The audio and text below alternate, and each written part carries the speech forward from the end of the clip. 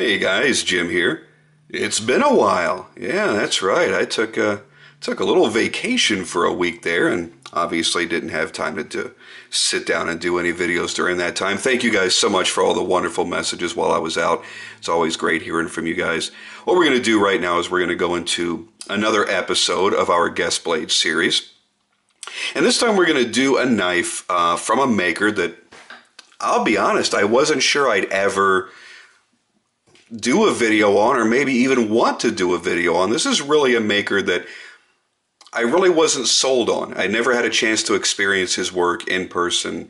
And just, when you look at video or you look at pictures, especially if you're just looking at pictures, you only get one sense of the quality of a knife, or why the design was done the way it was done, or how it's going to feel in the hand, or what purpose it's going to serve. And sometimes it's only when you get a chance to put that maker's knife in your hand that you can truly understand why they did what they did, and hopefully gain a new appreciation for it. And that's exactly what I've got here. This is a Graham GL Tanto flipper. John Graham is the maker. And I think John Graham is probably most well known for the Razels, which is this crazy, funky, snub-nosed, razor-like object that happens to fold and sit in the pocket. And I think that just judging the maker off of one design is always a tragic loss for the consumer, because they're missing out on the other things that they've done. But I think it gives you a false perception of what that maker is capable of if you don't look across their entire line. And I think that's the way I kind of looked at Graham's work in the past. And I don't think there's anything wrong with the Razel at all. It's just not my kind of knife. And I've got a few friends that have them, and I go, I just don't get it. I want a knife that can stab, and it's a blunt object in the front. But I do see its usefulness in everyday applications, so I'm certainly never going to knock it. The other main reason I was so fascinated with his knives was this, what he calls the tail clip. Now, we're all accustomed to seeing a pocket clip on one side or the other, either tip up or tip down carry. Every different type of clip can provide its own pros and cons, and usually the cons that you will hear from someone is when I've got the knife in my hand and I'm really having to bear down on it, and I'm doing some kind of crazy cutting task, I've got a pocket clip just digging into my hand, and it annoys me. I've even heard of guys that will remove pocket clips from every knife they own. And that's when I start seeing the loss of practicality. Well, if it doesn't have a pocket clip and now I got to go fishing around for it in my pocket, that's not going to work.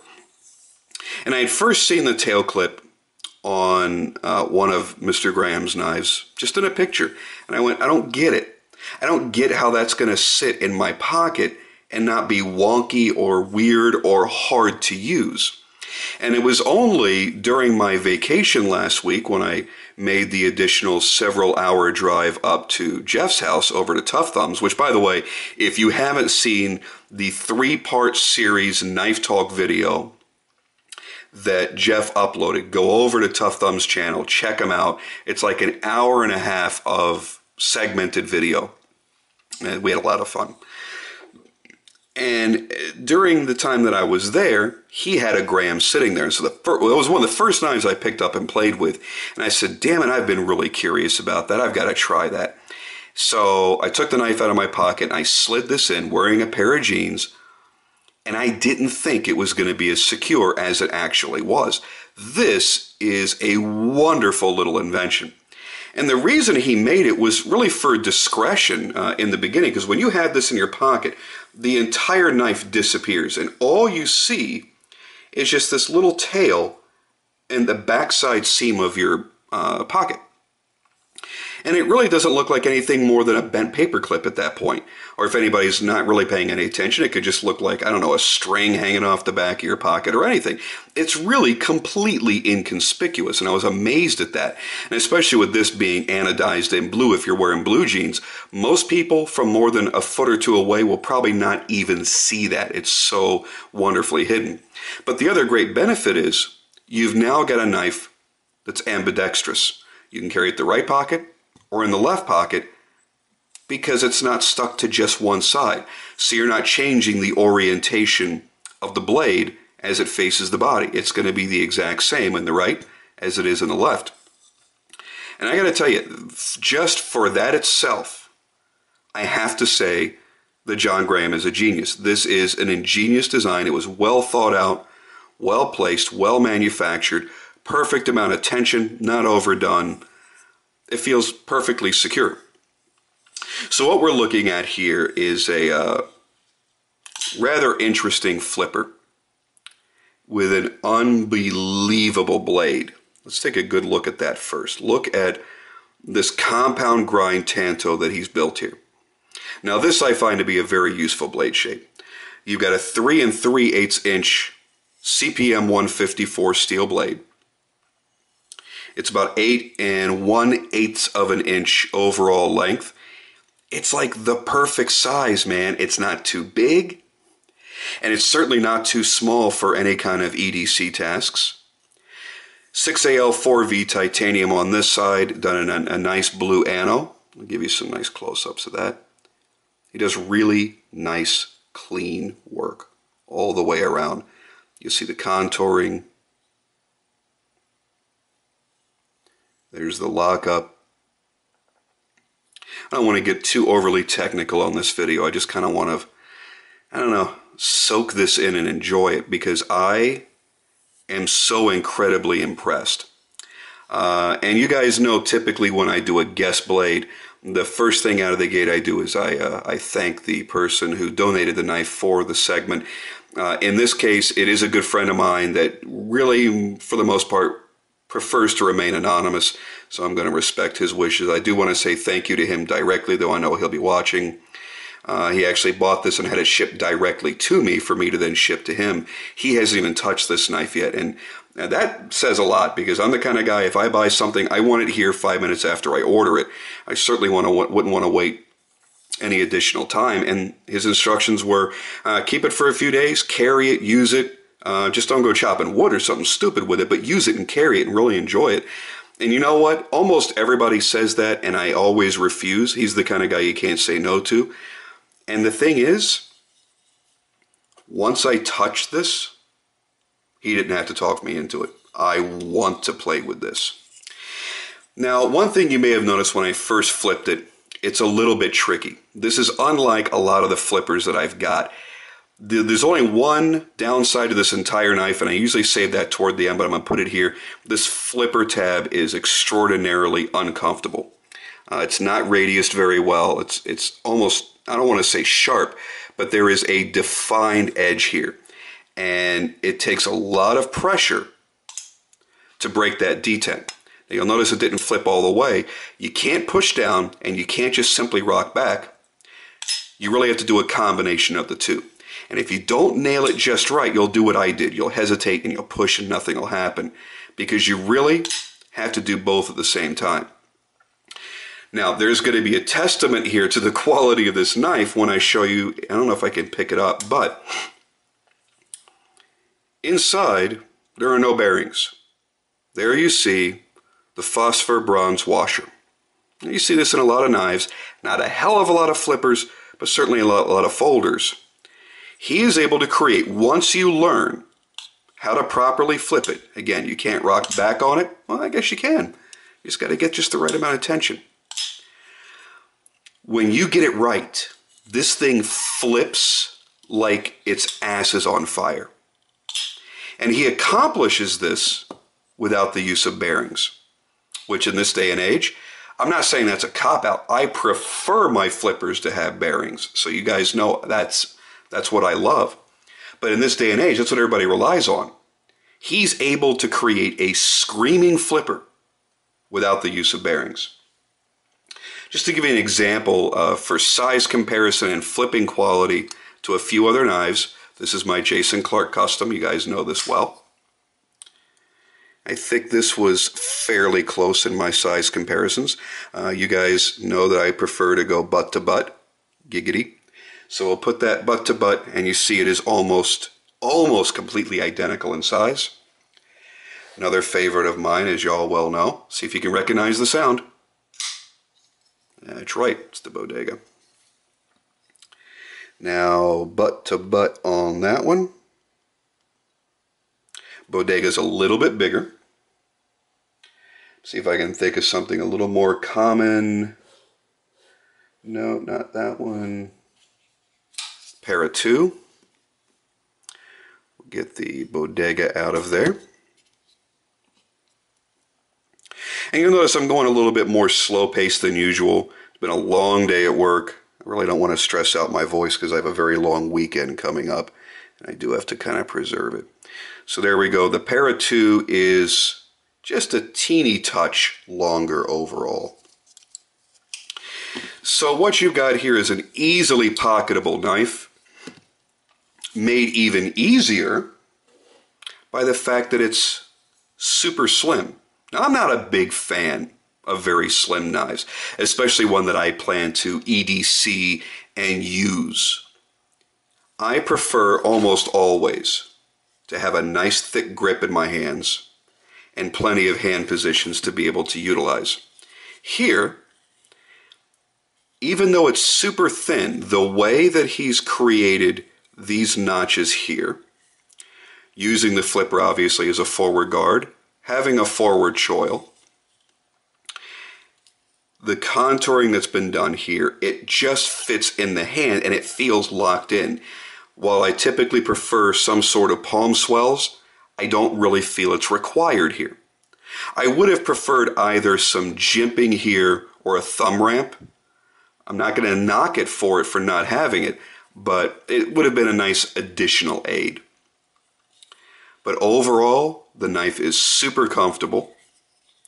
The one thing that I did discover, however, is going into a reverse grip. That's the only time this clip isn't the most wonderful, because you'll see right here, it's going to kind of dig into you a little bit. Again, it's not as bad as an intrusive clip on the side digging into the palm of your hand in every hand position that you have. So to have only one position where you're like, well, I kind of notice it, that's certainly acceptable. Lock bar tension is great. I've had some knives recently, both in my own collection and in guest blade, that either the lock bar was not quite strong enough, or it was too strong and created an issue with the detent creating too much friction against the blade as it opened and closed. Now you see, once you get the hang of that flipper, she's a freaking rocket. And again, to give you the best flipper comparison, I'll always have to go back to the R.J. Martin. You hear and see the speed of that. Oops, see? All I had to do was touch one other knife and I forgot how to do it. Very similar in their actions. It's not going to be quite as legendary as the Q36, but the Q is also on bearings. If you took that out and put phosphor bronze washers, I think you'd be really, really close on that.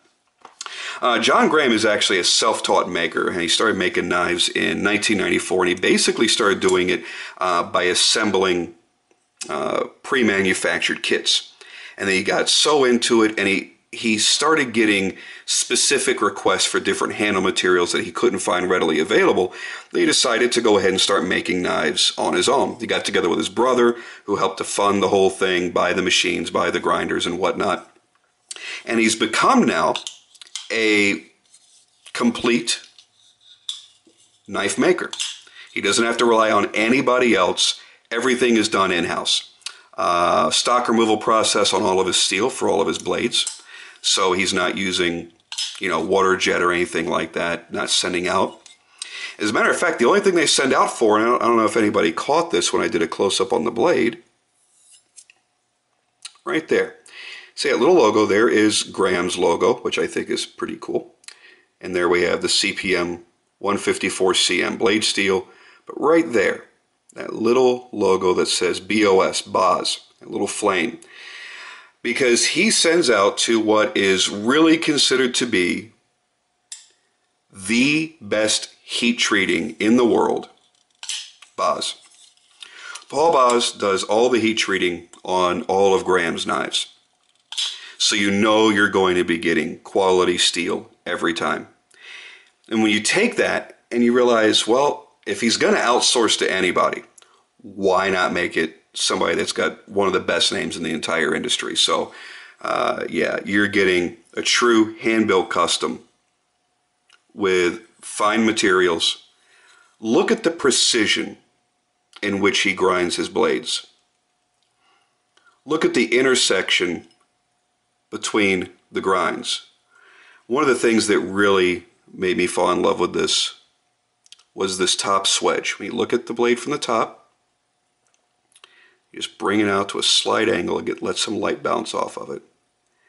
And then you see it's perfectly straight, and then it starts to come down and create a larger swedge down the top. It's beautiful. And it creates this beautiful arrow tip right here at the point. And that's when you really notice that everything is perfectly symmetrical. This is not an easy grind to do on one side, let alone on two, and make everything match 100% perfectly. It's a beautiful work of art. Just this blade alone. He could have had the cheapest handles, which he doesn't. This is black and blue carbon fiber with 6AL4V anodized titanium. And I would have fallen in love with it just for the blade. And that's actually why I fell in love with it and why I now absolutely am going to own a Graham in my collection. Now, his books are closed, probably never open again. You're only going to find these on the secondary market. You will pay a slight premium. I don't think his stuff is really getting to be, too outrageous price-wise. Now, I don't know what my friend paid for this. I'm not going to try to even guess. I will tell you this right now. If he gets this knife when I send it to him and he goes, not my cup of tea, he'll never have the opportunity to list it because I will buy it immediately. I'm actually just scratching my head looking over my collection going, what wouldn't I mind giving up to send him that he might want instead of this? I mean, I really, really don't want to let this go. It's atypical of what I typically enjoy. I usually prefer a thicker, beefier, and heavier knife, a slightly, and I mean ever so slightly larger blade. I prefer a more standardized clip. And I prefer bearings at my pivot on my flippers.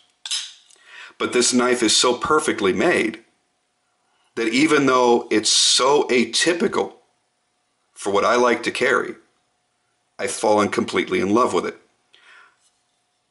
You've got a blade here that's easily comparable to Kirby Lambert's MGT blades, the multi-grind Tantos. I'm not saying that there's any copying. I'm not talking about that. I'm saying easily comparable in its perfection in execution. And by the way, the sharpness, oh, hot damn. Hold on one second. Just got to find me a piece of paper here. I played with this earlier and it was utterly insane. I hate doing cut tests on camera because I never seem to face the camera right. It is effortless. I mean, we're talking Una sharp. And yeah, I'm going to say it, Rockstead sharp. And this is from a knife that I know sells for less than my Una and my Rockstead. Amazing sharpening skills. And I put these out here to show you that I put this in this league. Hand-built custom. Hand-built custom. Everything done by one man. Insane sharpness. Insane sharpness. Right out of the box. I'm overly impressed. I would tell you this right now, and I hesitate to tell you this because I'm going to be on the lookout for one of my own, and I don't want to have to battle every single one of you guys, but I will say this. If you're looking for something that's just going to make you smile and giggle like a little girl in pigtails in her little Easter dress, this might just be that knife. And if I only saw it in a picture, I would go, hey, that's a pretty cool looking blade. I like that. But I probably wouldn't have bought it. But after handling it, after seeing the precision in which it was manufactured, feeling it in my hand, and then experiencing that clip in person, oh, hell yeah. You need to grab yourself one of these. All right, guys, I'm going to let it go with that. This actually ran longer than even I thought it would. Amazing knife. Super, super, super crazy lightweight. Very, very thin. Very easy to carry. You could carry it in jeans or in a pair of linen shorts if you're the linen shorts kind of guy. It's going to be a knife that's never cumbersome. It's never a knife that you're going to look at and go, oh, I wish I could carry it today, but I can't for this or that reason. It's not one that you're going to leave at home. And a knife that you leave at home is a knife that's not going to do you any damn good.